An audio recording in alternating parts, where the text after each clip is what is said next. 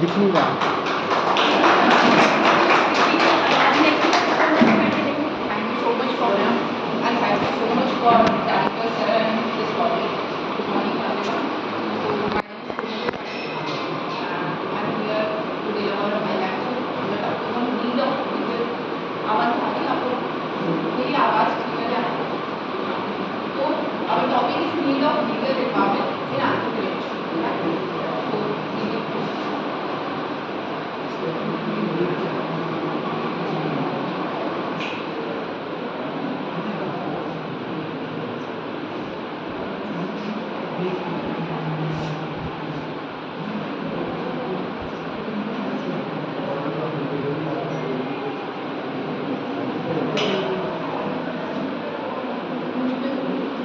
शायद इधर वाईफाई का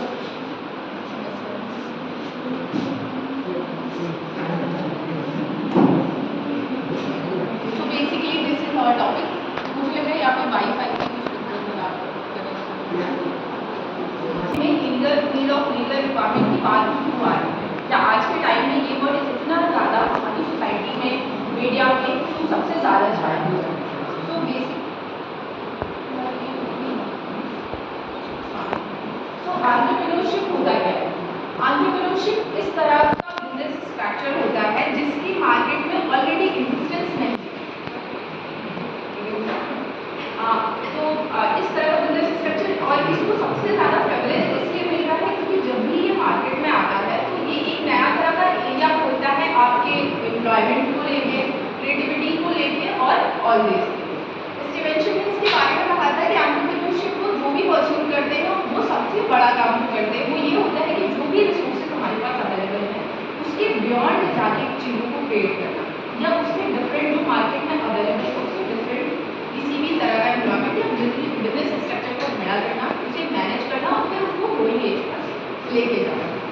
और एंटरप्रेन्योरशिप के साथ सबसे अच्छी बात ये होती है कि जो उसके जैसा कोई सा भी बिजनेस स्ट्रक्चर ऑलरेडी मार्केट में नहीं है तो हमारे लिए कुछ तो नया मार्केट में आएगा ही आएगा और उसके अलावा एम्प्लॉयमेंट एंड अदर सारे जो भी इसके साथ सर्विसेज जुड़े हैं वो कस्टमर के लिए बहुत अच्छे एक्सपीरियंस देंगे।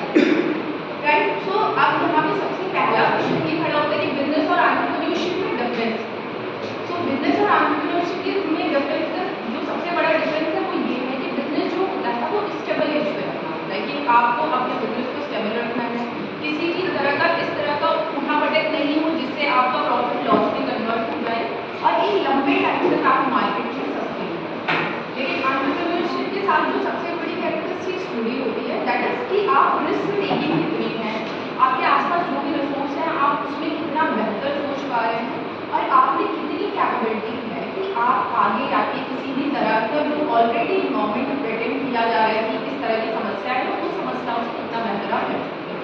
तो इसमें प्रॉफिट तो आता है लेकिन सबसे पहली बात जो होती है एंटरप्रेन्योरशिप की दैट इज कि आपको कुछ नया क्रिएट करना है मार्केट में। कंज्यूमर्स के एक्सपीरियंसेस डिफरेंट होने चाहिए पिछली जो भी हमारे बिजनेस स्ट्रक्चर खड़े हैं उनके आसपास और उसके बाद जो है आप एक नए तरह का एनवायरमेंट और एम्प्लॉयमेंट का एरिया हो।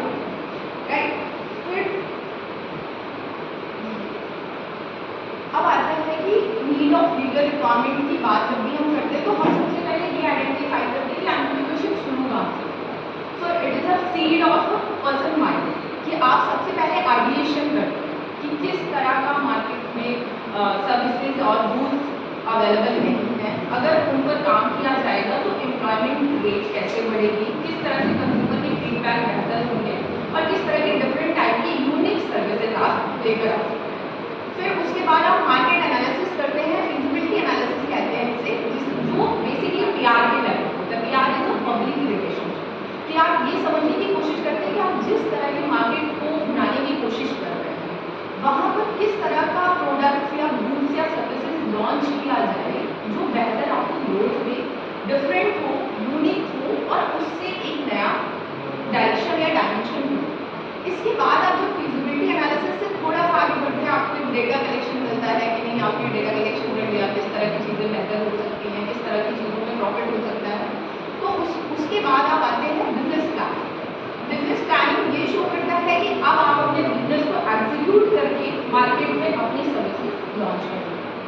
सो बिजनेस प्लानिंग भी आप करते हैं तो हमारा नीड ऑफ जो लीगल रिक्वायरमेंट है वो यहीं से शुरू होता है। बिजनेस प्लानिंग के स्ट्रक्चर पर ही हम बिजनेस स्ट्रक्चर सोचते हैं और अपना प्रॉफिट लॉस कैलकुलेशन करते हैं। ये दोनों पैरेलल चलेंगे। मोस्ट इंपॉर्टेंट बात ये कि बिजनेस स्ट्रक्चर जब भी आप चुनेंगे तो आप profit and loss book calculate करके चुनेंगे। दूसरी बात कि जब आप प्रॉफिट लॉस कैलकुलेशन कर रहे होंगे, अपना कैलिबर चेक कर रहे होंगे कि आप किस तरह का एंटरप्रेन्योरशिप खड़ा कर सकते हैं, तब आपको बिजनेस स्ट्रक्चर सोचना होगा कि आपकी कैपेबिलिटी और कैपिटल और रिसोर्सेज क्या अलाउ है। उसके बाद आप एग्जीक्यूशन पे आते हैं। ये दूसरा स्टेप होता है हमारा लीगल रिक्वायरमेंट्स का, जहाँ पर हम क्या करते हैं, जनरल लीगल रिक्वायरमेंट्स होती है जैसे रजिस्ट्रेशन और पैन, टैन, DIN और जो भी अगर आप पार्टनरशिप में हैं तो partnership deed and all these things आप करते हैं।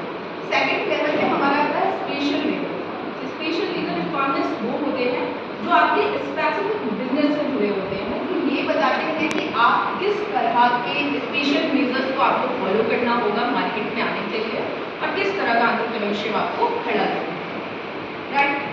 अब यहाँ पे जो सबसे पहला सवाल होता है कि हमें ये लीगल रिक्वायरमेंट्स फॉलो ही क्यों करनी है, ऐसा क्या हो रहा है इस देश में कि हमें लीगल रिक्वायरमेंट्स फॉलो करनी ज़रूरी है, या फिर एंटरप्रेन्योरशिप खड़े करना ही अपने आप में बड़ा काम है, फिर उसको लीगल रिक्वायरमेंट्स जोड़ के इतना कॉम्प्लेक्स क्यों बनाया जा रहा है। तो ये जो सबसे बड़ी बात यहाँ पे आती है वो आती है हमारे कंट्री की लीगल स्ट्रक्चर, जो ये बताता है कि इंडिया का जो कंट्री का कॉन्सेप्ट है, इकोनॉमिक कॉन्सेप्ट, वो वेलफेयर स्टेट का है। इवन सारे लेवल पे वेलफेयर स्टेट के कॉन्सेप्ट को हम फॉलो करते हैं, जो ये बताता है कि जो भी आप कंज्यूमर को प्रोवाइड कर रहे हैं, जो भी आप जिनसे भी पैसे ले रहे हैं, वो पैसे आपको अनजस्ट रिचमेंट ना हो, आप उनके पैसे इलीगल तरीके से लेकर अमीर ना हो। ये ना हो कि सर्विस के लिए आपको प्रोवाइड किया जा रहा है 400 रुपये और आप 100 रुपये की सर्विस लेकर निकल जा रहे हैं, या वो 100 भी नहीं दे रहे हैं, आप उनका 400 लेके किसी भी तरह का फ्रॉड करके गायब हो जाते हैं। और उसके अलावा जो स्टेक होल्डर्स होते हैं उनके, अगर आप मान लीजिए कि कंपनी फॉर्म करते हैं, एंटरप्रेन्योरशिप में आपने क्या किया कि आप पार्टनरशिप को छोड़ के आपने कहा कि हम कंपनी फॉर्म करते हैं और हमारी लायबिलिटीज थोड़ी डिस्ट्रीब्यूट हो जाती है, तो वहाँ पे स्टेक होल्डर्स के इंटरेस्ट को कौन प्रोटेक्ट करेगा, वो हमारे लीगल रिक्वायरमेंट्स प्रोटेक्ट करेंगे। उसके अलावा मार्केट में हमारे कॉम्पिटिशन लॉ, तो कॉम्पिटिशन लॉ का सबसे बड़ा टारगेट ये है कि मार्केट में फेयर कॉम्पिटिशन हो, ये ना हो कि किसी की मोनोपोली स्टैब्लिश हो जा रही है, या फिर किसी भी तरह का इस तरह का सर्विसेज प्रोवाइड किया जा रहा है, जो प्रोवाइड तो किया जा रहा है लेकिन वो जितने भी उसके कंप्लायंसेज है या नॉर्म्स है वो उनको फुलफिल नहीं कर रहा। उसके अलावा किसी भी तरह की जो रिस्क है, लाइक कि अगर आप मान लीजिए कि एंटरप्रेन्योरशिप आपने अपना नया स्टार्टअप खड़ा किया, अब वो लीगल स्कीम्स या गवर्नमेंट की जो भी स्कीम्स है जो आपको टैक्स डिडक्शन दे सकती है या फिर किसी भी तरह का बेनिफिट दे सकती है, वो आपको तभी मिलेगा जब आप इन सारे लीगल रिक्वायरमेंट्स को फॉलो करेंगे और गवर्नमेंट की नज़र में आप एक एंटिटी की तरह आएंगे मार्केट में, अपने आप को लॉन्च करेंगे। तो वेलफेयर स्टेट के कॉन्सेप्ट के चलते आपको लीगल रिक्वायरमेंट्स फॉलो करनी है। किसी भी तरह का बिजनेस स्ट्रक्चर या स्टार्टअप या कुछ भी जो भी आप एंटरप्रेन्योरशिप के एरिया में लाना चाहते हैं, किसी भी तरह का सर्विसेज, किसी भी तरह के प्रोडक्ट्स, इन्वायरमेंट सस्टेनेबल तरह के प्रोडक्ट्स, कुछ भी जो नया आप मार्केट में लॉन्च करना चाहते हैं, उसके लिए आपको लीगल रिक्वायरमेंट्स फॉलो करनी है। लीगल रिक्वायरमेंट्स बेसिकली वो सारे लीगल प्रोसेस को इंक्लूड करता है जिसके बेसिस पर आप किसी भी बिजनेस को लाने के लिए पीछे के सारे डॉक्यूमेंटेशन प्रोसेस को पूरा करते हैं और आगे के जितने भी कंप्लायंसेस हैं, rules, laws, regulations and acts हैं, आप उनके सारे नियम फॉलो करते हैं। On the basis of welfare country हमें किसी भी तरह के बिजनेस को खड़ा करने के लिए लीगल रिक्वायरमेंट्स फॉलो करते हैं। तो अब यहाँ से लीगल रिक्वायरमेंट्स शुरू होती हैं हमारी कि बिजनेस प्लानिंग के स्ट्रक्चर पे। तो बेसिकली हमने आइडिएशन कर लिया, मार्केट एनालिसिस कर लिया यानी फिजिबिलिटी एनालिसिस कर लिया, अब हम आते हैं अपने बिजनेस प्लानिंग पे कि हमें एक आइडिया मिला है, जो भी हमने सोचा है, अब हम उसे एग्जीक्यूट कर रहे हैं। तो इसमें हम सबसे पहले जब प्रॉफिट लॉस कैलकुलेशन के प्रोसेस पर आते हैं, तब हम क्या ढूंढते हैं, तब हम ढूंढते हैं कैपिटल, कि हमारे पास अपने बिजनेस में लगाने के लिए कितना पैसा है। उसके बाद हम देखते हैं अपने रिसोर्सेज कि क्या हमारी मैन पावर इतनी है, अगर हम पार्टनरशिप करें तो क्या मेरा पार्टनर इतना रिलायबल है कि हम सारे डिसीजन मेकिंग कैपेसिटी उसके बेसिस पर ले सकते हैं। फिर उसके बाद हम लायबिलिटी अपहोल्ड करने के लिए कितने लायबल है, अगर हमारे को कोई अचानक से लायबिलिटी आती है कि आपने लेबर लॉ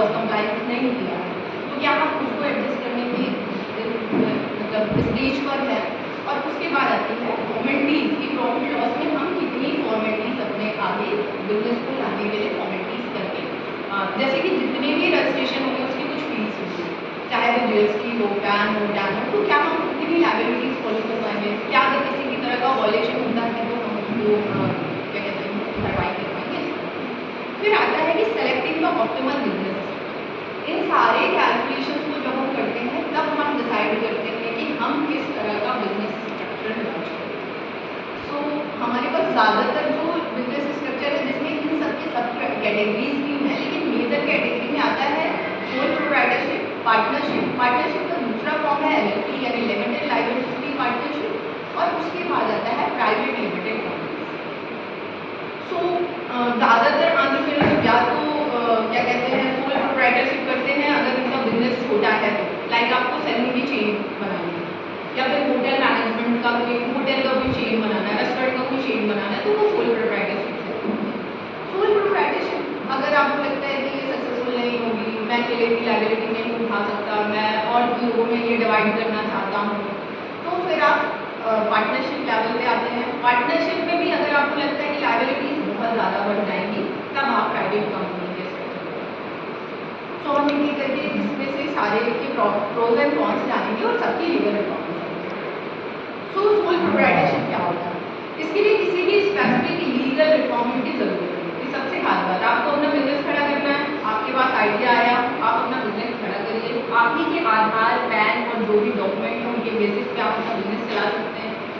इसके साथ क्या कहते हैं आपको जितनी भी लोकल लाइसेंस और रिक्वायरमेंट्स चाहिए होगी वो इसी की बेसिस पे मिल जाएगी, मतलब आपकी आइडेंटिटी पे आप अपने बिजनेस को रन कर सकते हैं। उसके अलावा जो स्टेट स्पेसिफिक लॉज होंगे उसके लिए भी आपको किसी भी बिजनेस के लिए स्पेसिफिक क्राइटेरिया फुलफिल करने की जरूरत नहीं है। आपका बिजनेस आइडिया है, आप इसको अप्लाई करें। इसकी प्रूफ ये कि इसका कोई सेटअप प्लान करने का बहुत ज़रूरत नहीं है। उसके अलावा कंप्लीट कंट्रोल आपका होगा डिसीजन में, कि अगर आपको कोई डिसीजन लेना है तो आपको ये नहीं देखना कि पार्टनर्स तैयार हो रहे हैं कि नहीं, डायरेक्टर्स की एक मतता है कि नहीं है। उसके अलावा अगर मार्केट में कोई सा भी चेंज हो रहा है तो आप उस मार्केट में उस चेंज को आसानी से अडाप्ट कर सकते हैं। फिर उसके बाद टैक्सेशन के प्रॉफिट होते हैं इसमें, क्योंकि इसमें आपका जो भी बिजनेस होगा वो सेपरेट एंटिटी नहीं होगा। जब वो सेपरेट एंटिटी नहीं होगा तो आपको जो भी टैक्स प्रॉफिट है वो यहाँ पे मिलेगा, जबकि स्पेसिफिक एंटिटी जब आप किसी भी कंपनी को बनाते हैं तो उसके साथ टैक्स जो आपका टैक्स पेमेंट सिस्टम होता है वो बदल जाता है। फिर सबसे खास बात ये होती है कि जिस आपके जो कंज्यूमर्स बनेंगे उनका ट्रस्ट आप पर होगा, यानी एक सिंगल पर्सन पर अगर किसी का ट्रस्ट है तो वो आपका कस्टमर बन जाएगा, यानी आप पर अगर किसी का ट्रस्ट है तो उसके लिए बहुत ये नहीं है कि पार्टनर्स आपका बहुत क्रिमिनल माइंडेड है तो हम उसकी पार्टनरशिप का हम आपके बिजनेस का प्रॉफिट नहीं लेंगे। तो आपका डायरेक्ट कस्टमर से इंटरेक्शन होगा और आपके वो ट्रस्ट इशूज के बेसिस पे आपका बिजनेस कभी भी इफेक्ट नहीं, उस पर अफेक्ट नहीं होगा। रजिस्ट्रेशन, इसके साथ सबसे अच्छी बात ये कि इसका कोई रजिस्ट्रेशन मैंडेटरी नहीं है। तो सोल प्रोप्राइटरशिप के साथ आप जब भी अपना बिजनेस खड़ा करें तो उसके साथ ये नहीं करना कि आपको बहुत सारी लीगल रिक्वायरमेंट्स फॉलो, राइट। लेकिन इसके कॉन्स क्या है, इसके साथ ये कि जब भी आप सोल प्रोप्राइटरशिप खड़ा करते हैं तो आपके पास अनलिमिटेड रिस्पॉन्सिबिलिटी है, अनलिमिटेड लायबिलिटी है। बिजनेस जितने भी बिजनेस को अपने चलाने के लिए आपने उधार लिए हैं या ऑब्लिगेशंस किसी भी तरह के हैं या कोई भी आपने liability on the basis monetary liability create की है, वो आप ही को पेमेंट करना है, आपकी एसेट से ही उसकी भरपाई होगी। तो अगर आप किसी भी तरह का उधार लेते हैं तो आपका घर नहीं बिक सकता है, इसको पेमेंट करके फुल प्रोप्राइटरशिप के साथ सबसे बड़ी जो डेफिसिट होती है। उसके अलावा जो एक आदमी कुछ सोचता है तो उसके साथ ये होती है कि लिमिटेड ग्रोथ होती है, क्योंकि अगर एक के साथ 2-4 लोग और सोचेंगे शायद मार्केट एनालिसिस ज़्यादा अच्छा हो, कस्टमर रिव्यूज देखने का टाइम मिले, तो आपके लिमिटेड ग्रोथ होगी। तीसरी बात इसके साथ ये कि रिस्क बहुत ज़्यादा होता है, फाइनेंशियल कंसिडरेशन और प्रोफेशनल एडवाइस की बहुत ज़रूरत पड़ेगी आपको। और क्या कहते हैं बिजनेस ग्रो करने के लिए किसी और तरह का जो भी बिजनेस स्ट्रक्चर आपको फ़ायदा देता वो सोल प्रोप्राइटरशिप में नहीं मिलेगा। तो अब जब आप प्रोज एंड कॉन्स इसके देखते हैं तो आपको लगता है कि हम इतनी लायबिलिटी लेने के लिए तैयार नहीं हैं, हम अपने बिजनेस को खड़ा तो करना चाहते हैं लेकिन हम ये नहीं चाहते कि सारी भरपाई मुझे ही करना पड़े, सब कुछ मुझे ही सोचना पड़े। तब आप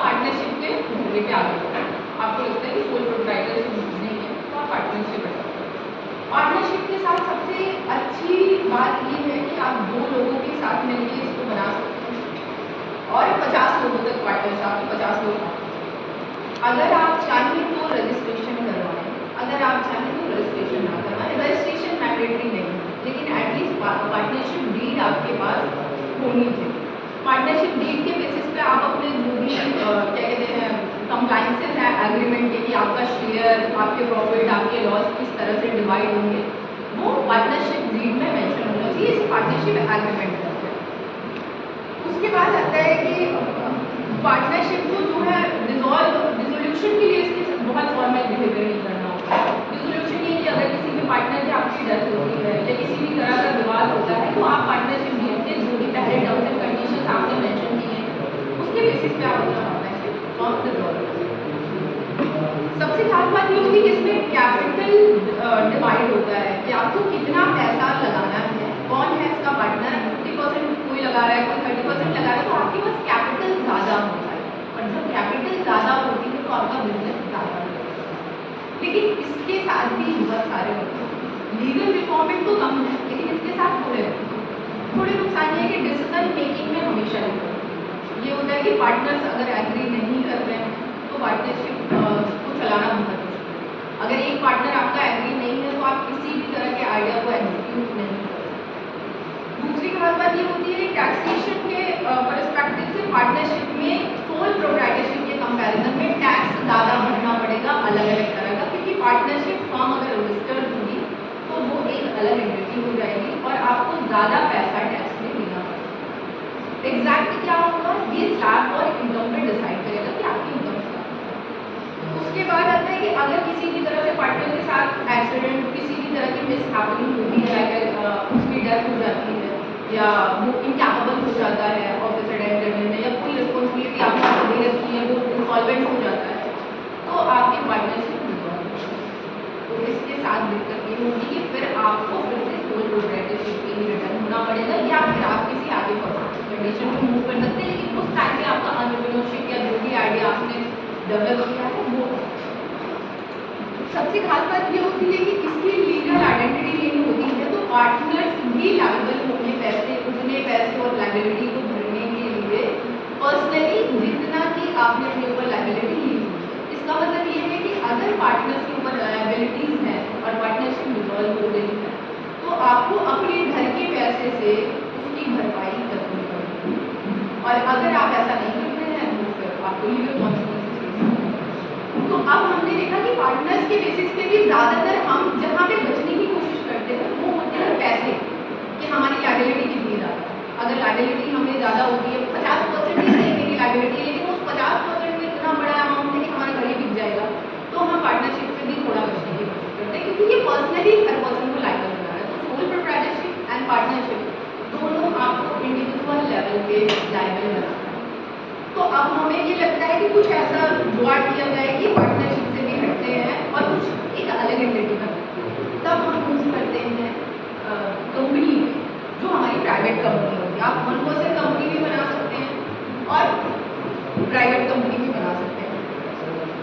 हाँ, अगर आप पार्टनरशिप अपना रजिस्ट्रेशन करना चाहते हैं तो आपको पार्टनरशिप डीड और क्या कहते हैं owner proof, ownership proof, office registered office proof के साथ आप अपना पार्टनरशिप रजिस्टर कर सकते हैं। तो इसमें कंपनी की तुलना में बहुत कम फॉर्मेलिटीज़ होती है, तो अगर आप लीगल फॉर्मेलिटीज़ से बचना चाहते हैं तो पार्टनरशिप ठीक है।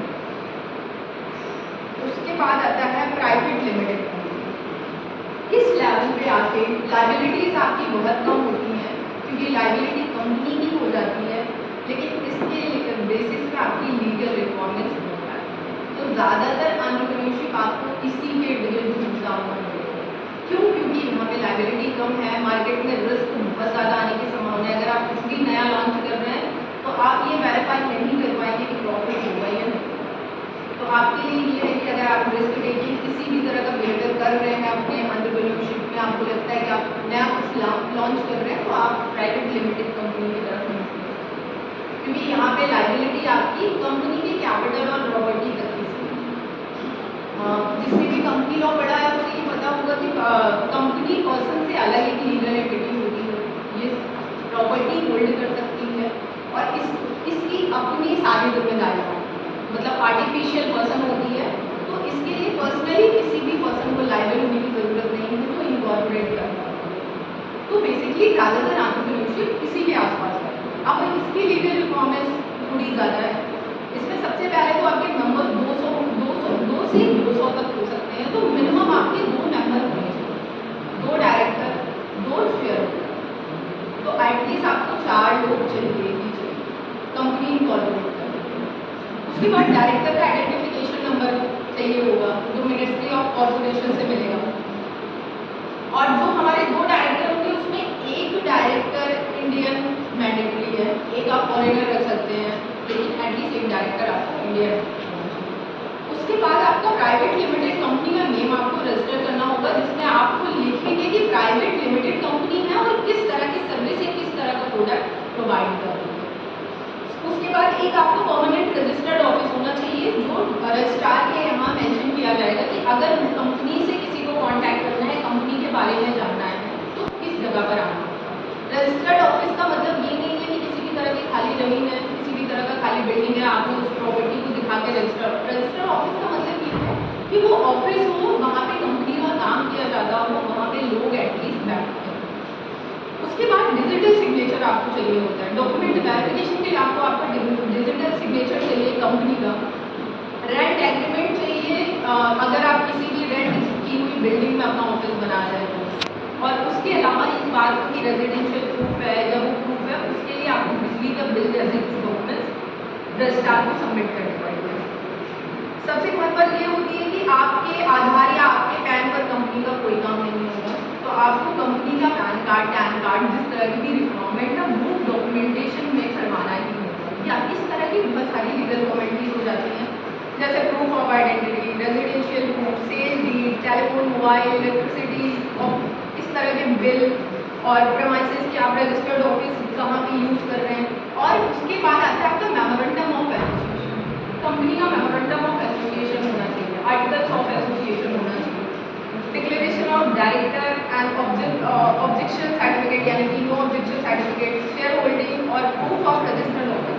इतनी एटलीस्ट आपको इतनी फॉर्मेलिटीज कंपनी के लिए करनी होगी, तब आपकी कंपनी खड़ी होगी और इसके बाद आप मार्केट में आ पाएंगे अपने प्रोडक्ट या सर्विस को लेकर। सबसे खास बात जो ये है, ये भी कुछ ऐसा जैसे रिक्वायरमेंट्स हैं। अगर आपको अपना क्या कहते हैं कंपनी रजिस्टर कर लिया आपने, अब आपको जो भी बिजनेस या सर्विस या प्रोडक्ट्स लॉन्च करने हैं, अगर वो किसी स्पेशल तरह का ट्रीटमेंट प्रोवाइड कर रहे हैं, तो आपको उसके लिए स्पेशल लीगल रिक्वायरमेंट फॉलो करना होगा।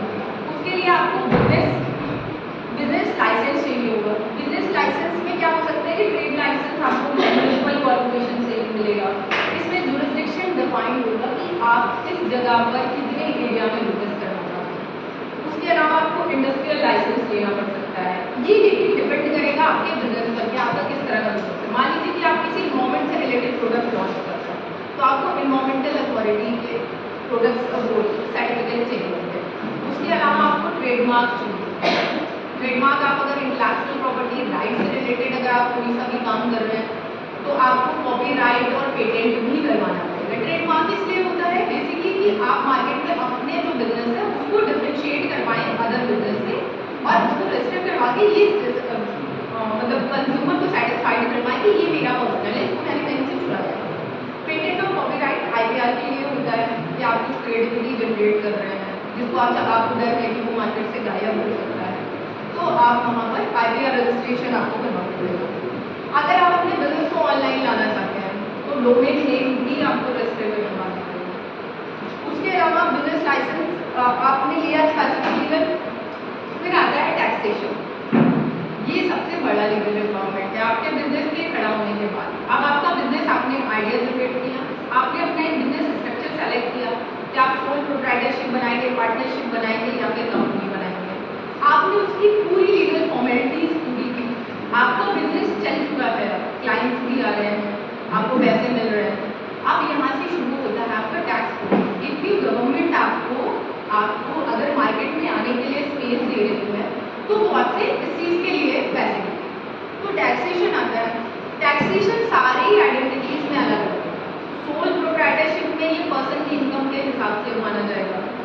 पार्टनरशिप में ये पार्टनरशिप के इनकम और प्रॉफिट और पार्टनर्स की सैलरी और प्रॉफिट बेसिस पे डिसाइड किया जाता है। लेकिन जब ये कंपनी के लेवल पे आएगा तो कंपनी की प्रॉपर्टी क्या है, कंपनी के प्रॉफिट क्या है, बेसिकली कंपनी के साथ ये होता है कि आपकी इनकम क्या है, कैपिटल आपने कितनी गेन की है, जिस प्रॉपर्टी जितनी भी कंपनी के नाम से प्रॉपर्टी रजिस्टर्ड है वो कितनी प्रॉपर्टी है, इनहेरिटेंस अगर है, सेल्स है, तो इस तरह के कई सारे टैक्सेस आपको भरने हैं। तो बेसिकली कंपनी के लेवल पे टैक्सेस भर जाता है।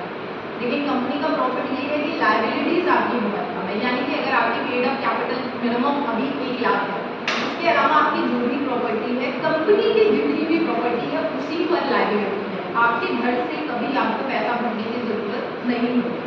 तो बेसिकली कंपनी जब आप खड़ी करते हैं तो आप पर्सनल लायबिलिटी को कम कर देते हैं, लेकिन कंपनी के साथ टैक्स भी बहुत ज़्यादा आपको देना होता है।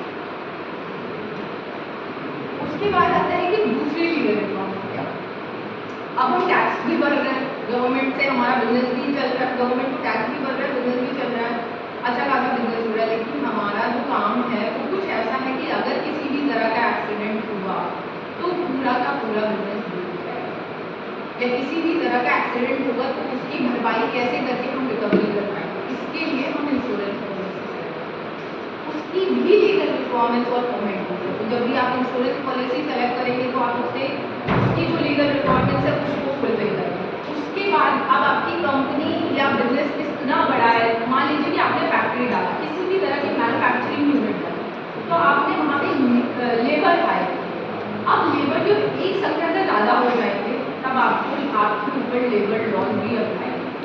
अगर आप मान लीजिए कि आपने बिजली का खंभा सही करने का सर्विस प्रोवाइड करना शुरू किया, तो आपने क्या कहा कि जितने भी ट्रांसफार्मर या बिजली के खंभे खराब होंगे उसकी सर्विसिंग हम प्रोवाइड करेंगे, उस कंडीशन में एक्सीडेंटल पॉलिसीज आपके पास है, उस कंडीशन में लेबर की इंश्योरेंस पॉलिसी क्या है, उस कंडीशन में लेबर प्रोटेक्शन क्या है, वो सारे लेबर लॉज आपके। तो आप जिस तरह का भी बिजनेस डाल रहे हैं वहाँ पे आपको लेबर लॉस के भी, अगर आप एक संख्या के दायरे से बाहर जाएंगे तो आपको लेबर लॉस भी। उसके बाद आता है कॉन्ट्रैक्ट लॉ, मेन इम्पॉर्टेंट बात, अगर आप क्लाइंट से कॉन्ट्रैक्ट कर रहे हैं तो पॉसिबिलिटी ये हो सकती है कि उसने आपके साथ एक standard form of contract sign किया जो उसने बनाया। अब उस कॉन्ट्रैक्ट में वो अपने मुताबिक जितने भी इंटरेस्ट क्लॉज है वो डालेगा, उसने डाला कि मेरा बिजनेस है नोएडा में, मैं नोएडा का जुरिस्डिक्शन अप्लाई करूँगा, किसी भी तरह का विवाद होगा तो नोएडा अप्लाई करूँगा, हमारे नोएडा के जो भी न्यायालय होंगे आपको वहाँ आना।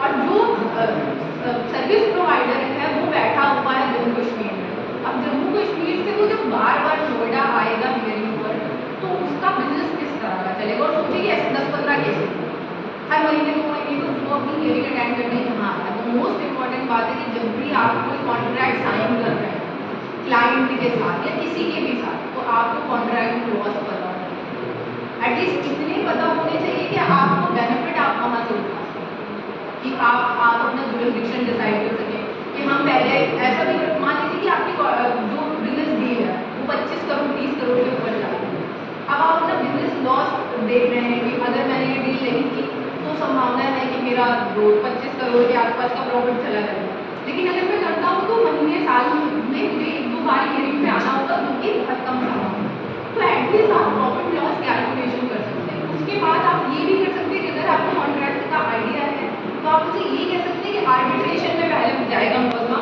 जो भी विवाद होगा तो आर्बिट्रेशन में जाएगा, उसके बाद हम कोर्ट में जाएंगे। तो कम से कम आपके पास ये चीज़ें डिसाइड होगी कि आपको आप अपने इंटरेस्ट की बात कर रहे हैं। दूसरी बात आता है कि अगर आप पार्टनरशिप कर रहे हैं या फिर आपके शेयर होल्डर हैं उनके साथ आपके जो कॉन्ट्रैक्ट हैं, प्रॉफिट लॉस है, सामने वाले को कॉन्ट्रैक्ट पता है बट आपको कॉन्ट्रैक्ट नहीं पता, तो वो क्या करेगा, वो अपने मुताबिक आपके कॉन्ट्रैक्ट को बनाएगा। लेकिन एटलीस्ट अगर आप जानते हैं तो आपको ये भी पता होगा कि आप उस कॉन्ट्रैक्ट को कैसे प्रॉफिट अपने इंटरेस्ट में लाएंगे। उसके बाद आपके एम्प्लॉयज़ के साथ कॉन्ट्रैक्ट है, मान लीजिए आपको पता है कि आपका एम्प्लॉय किस पर्टिकुलर स्किल वाला है जिसको रखने की ज़रूरत है, वो सॉफ्टवेयर इंजीनियर है, अब वो आपके लिए भी सॉफ्टवेयर डेवलप कर रहा है, किसी और के लिए भी डेवलप कर रहा हो, दोनों सॉफ्टवेयर में संभावना ये है कि दूसरे वाले का ज़्यादा अच्छा हो, तो पॉसिबिलिटी ये है कि सेम तरह का आइडिया वो किसी और के साथ भी इम्प्लीमेंट कर रहा है और आपका भी, यहाँ पर आपका बिजनेस यहाँ होगा। तो हम एटलीस्ट एम्प्लॉय जब एम्प्लॉय से कॉन्ट्रैक्ट साइन करेंगे तो हम रेस्ट्रिक्शन लगाएंगे कि आपको किसी और के साथ सेम काम नहीं करना है, आप कितने सालों तक सेम तरह का अगर यहाँ पे बिजनेस खड़ा होगा तो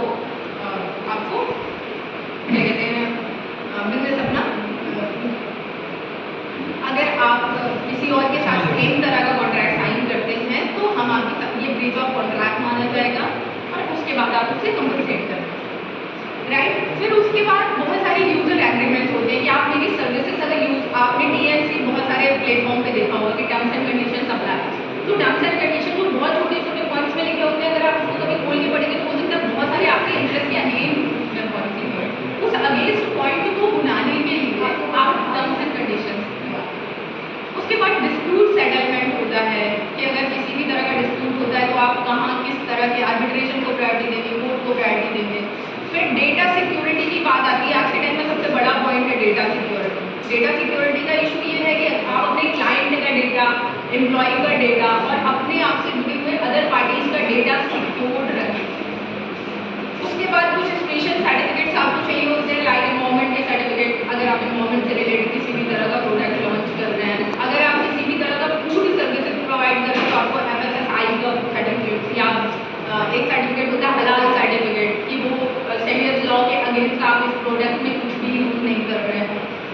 उसके बाद इस तरह के स्पेशल सर्टिफिकेट्स को जब आप ले लेते हैं तब आप मार्केट में बिजनेस करते हैं। अभी तक आप कॉन्टिन्यूस मार्केट में तो छोटे काम कर रहे हैं, लेकिन जो फॉर्मल एक बिजनेस है वो आप इसके बाद आप अपनी एंटरप्रेन्योरशिप का आइडिया इम्प्लाई कर सकते हैं मार्केट में। अब आपकी कंपनी बहुत बड़ी हो गई है, अब आपको क्या करना है कि आपकी प्राइवेट कंपनी को पब्लिक कंपनी में कन्वर्ट करना है। आपको बाहर से फंड लेना है, आपको अपने शेयर होल्डर से लग रहा है कि अब ये लोग नहीं पूरा कर पाएंगे, अब हमें बाहर से चाहिए बहुत सारे फंड, तो हम अपनी प्राइवेट कंपनी को कन्वर्ट करते हैं पब्लिक कंपनी में। अब हमें स्टॉक एक्सचेंज में भी आना है, तो स्टॉक एक्सचेंज के लिए हम अपनी कंपनी को लिस्टिंग कंपनी में कन्वर्ट करते हैं और यहाँ से लिस्टिंग कंपनी से अप्लाई होता है सेबी के regulation, security exchange board of India. तो अभी तक का यही प्राइवेट लिमिटेड कंपनी का यही है। हालांकि ये आप लोगों को बहुत आसान लग रहा होगा, ये बस इतना ही, ये जो बहुत 10-15 मिनट 20 मिनट का सेशन है और इतनी सारी फॉर्मेलिटीज करनी है, इस फॉर्मेलिटीज के बाद आपके एंटरप्रेन्योरशिप मार्केट में आना। असलियत में ऐसा नहीं, असलियत में आपकी एक रजिस्ट्रेशन में बहुत लंबा टाइम लगता है, टैक्स भरने में बहुत ज़्यादा टाइम लगता है, इवन बहुत सारा पैसा आपका टैक्स में ही चला जाता है। तो टैक्स चोरी आप लोगों ने सुना होगा कि लोग प्रॉफिट कम दिखा रहे हैं, लॉस ज़्यादा दिखा रहे हैं।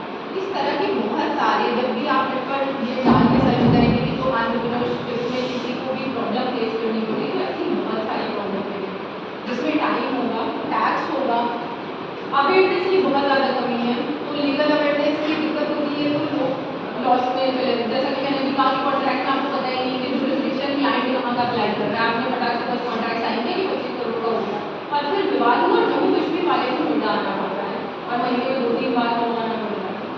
इस तरह की दिक्कतें हो सकती है।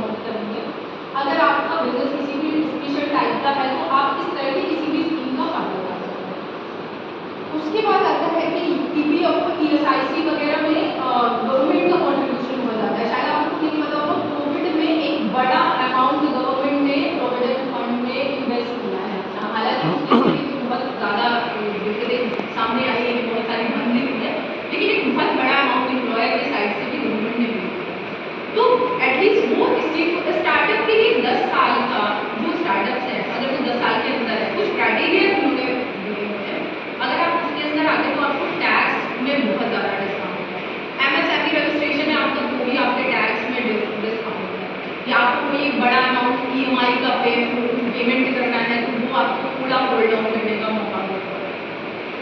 और उसके बाद क्या कहते हैं, हाँ, तो इस तरह के जितने सारे इनिशिएटिव्स हैं वो सारे इनिशिएटिव गवर्नमेंट इसलिए ले रही है क्योंकि इंडिया एक बहुत बड़ा मार्केट है और यहाँ पे आप अपने नए बिजनेस आइडियाज को इम्प्लीमेंट करें। और बस उसकी एकमात्र डिमांड ये है कि कुछ फॉर्मेलिटीज़ हैं उसको आपको फॉलो करना है, उसमें थोड़ा टाइम लग सकता है लेकिन उसके अलावा आप अपना आइडिया इम्प्लीमेंट कर सकते हैं। तो आप एंटरप्रेन्योरशिप कोई भी शुरू करता है तो आप उसके साथ आप उसके लीगल एडवाइज़र बन सकते हैं, अगर लॉ स्टूडेंट लीगल एडवाइज़र बन सकते हैं, ये अपॉर्चुनिटी है। आप अपना खुद का शुरू कर सकते हैं, जैसे रिसेंटली एक एआई लॉयर आया था मुझे डू नॉट पे करके, तो इस तरह की सर्विसेज आप प्रोवाइड कर सकते हैं। क्या पर है कि अगर आप लॉ जानते हैं तो आप इस तरह की स्पेसिफिक सर्विसेज प्रोवाइड कर रहे हैं कि आप अपना एक सॉफ्टवेयर बनवा दिए जिसमें सारे लीगल क्या कहते हैं नॉलेज आपने ऐसे आसान भाषा में भर रखी है कि कोई भी उस सॉफ्टवेयर को अगर इंस्टॉल करता है उसे सारी जानकारी मिलेगी। तो अगर आप एंटरप्रेन्योरशिप में आना चाहते हैं तो भी आपके लिए ये लीगल रिक्वायरमेंट जानना जरूरी है और अगर आप लीगल एडवाइजर बनना चाहते हैं किसी भी एंटरप्रेन्योर का तो एटलीस्ट आपसे देखना चाहिए।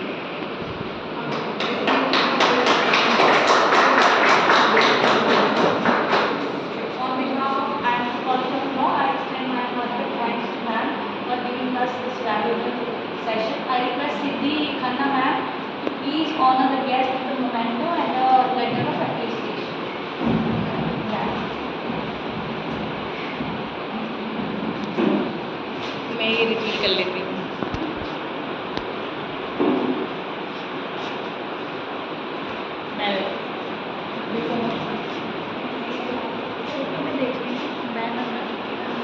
बैनर आना चाहिए मतलब